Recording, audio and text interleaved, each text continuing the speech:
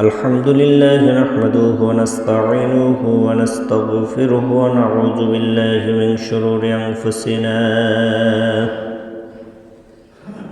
من يهده الله فلا مضل له ومن يضلله فلا هادي له ونشهد أن لا إله إلا الله وأن محمدا عبده ورسوله الذي أرسله بالحق بشيرا ونذيرا وداعيا إلى الله بإذنه وسراجا منيرا فقد قال الله تعالى في كلامه المجيد والفرقانه الحميد أعوذ بالله من الشيطان الرجيم بسم الله الرحمن الرحيم ويدعو الإنسان بالشر دعاءه بالخير وكان الإنسان عجولا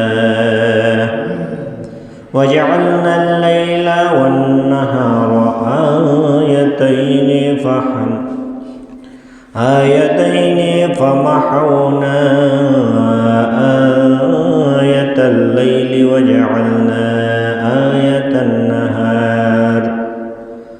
آية النهار مبصرة لتبتغوا فضلا من ربكم ولتعلموا عدد السنين والحساب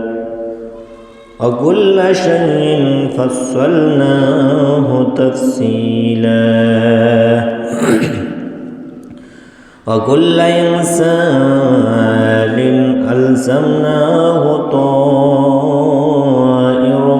في عنقه ونخرج له يوم القيامة كتابا يلقاه منشورا اقرأ كتابك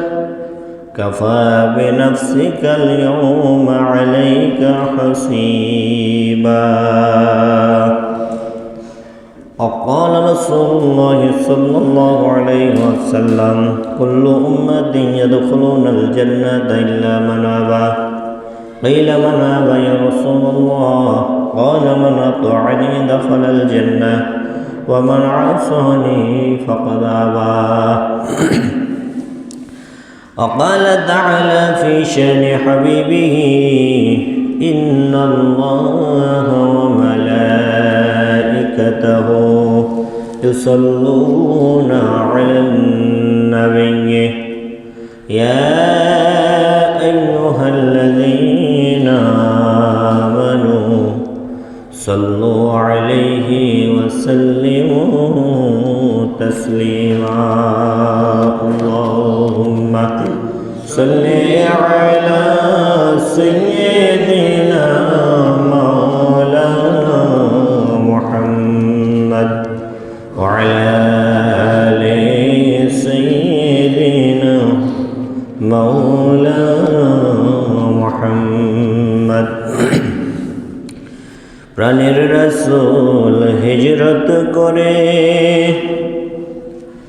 যেদিন গেলেন মদিনায় মরণ জেনেও হযরত আলী ছিলেন তাহার বিছানায়।